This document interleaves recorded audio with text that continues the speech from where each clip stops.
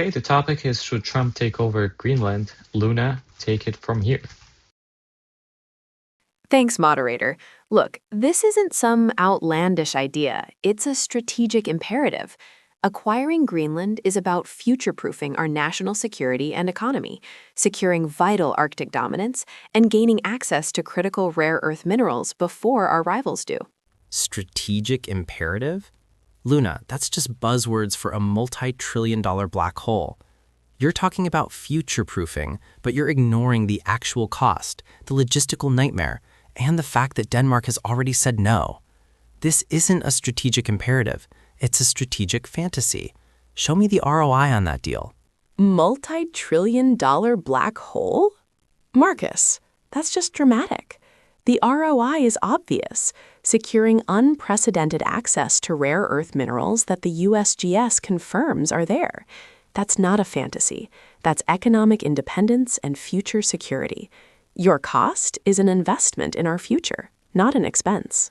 Obvious ROI. Luna, you're talking about rare earths buried under miles of ice. That's not obvious ROI. That's a decades-long, multi-trillion-dollar infrastructure project before you see a single gram. You clearly have zero operational experience if you think that's an immediate win. That's not an investment. It's a fantasy balance sheet. Zero operational experience, Marcus? Please. This isn't about some short-term profit margin.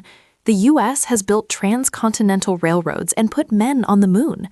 This is a long-term strategic investment in securing critical resources and Arctic dominance, something your fantasy balance sheet completely ignores. Men on the moon is a completely different ballgame, Luna. That was a scientific endeavor, not a hostile acquisition of an ally's territory that's explicitly not for sale. You're talking about a long-term investment while completely dismissing the immediate, catastrophic geopolitical fallout and the trillions it would actually cost before you even extract a single gram of those critical resources. That's not a strategic investment.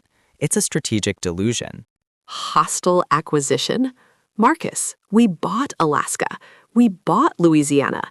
This isn't some unprecedented act of war. It's a strategic opportunity. You're so focused on the immediate fallout that you're completely ignoring the real long-term geopolitical disaster of letting China and Russia dominate the Arctic. That's the real delusion. Bought Alaska and Louisiana? Luna, you're conflating a willing sale from a century ago with a hostile attempt to seize territory from a NATO ally today. Denmark has said no. This isn't a strategic opportunity. It's a strategic delusion that would shatter our alliances. You think alienating our friends makes us stronger against China and Russia? That's backwards. Marcus, not for sale is a negotiation tactic, not a divine commandment. And spare me the hand-wringing about alliances. We bought the Virgin Islands from Denmark, remember?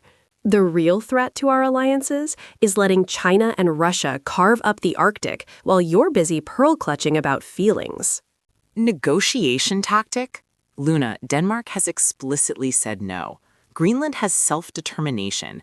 This isn't some real estate deal where you just lowball until they cave. And pearl-clutching? Breaking trust with a NATO ally isn't about feelings. It's about diplomatic suicide. You think China and Russia care about us if we're busy alienating our friends? That's